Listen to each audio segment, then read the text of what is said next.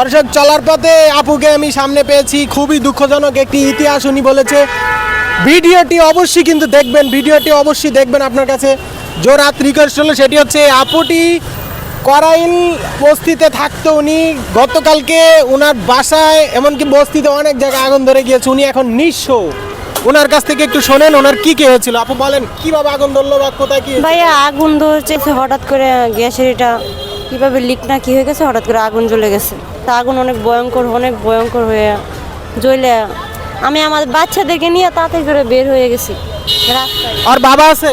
হ্যাঁ, ওর বাবা আছে। ওর বাবা তাড়াতাড়ি করে ঘরের জিনিস সরাতে পারে না, কিছুই সব পুরো ছাই হয়ে গেছে। তার মধ্যে আপনারা কোন জায়গায় পাওয়া যাবে?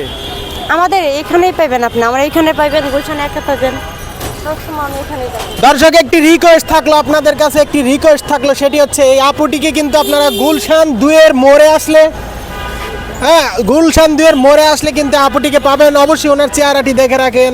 উনি কিন্তু ওনার ঘর বাড়ি সব পুড়ে গিয়েছে। এটি গতকালকে ছিল 18 তারিখ।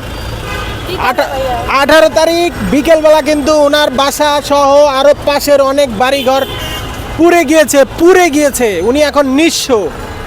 যদি রাস্তাঘাটে ওনাকে দেখে থাকেন, অবশ্যই আপনাদের সাধ্য অনুযায়ী সহযোগিতার হাত বাড়িয়ে দিবেন।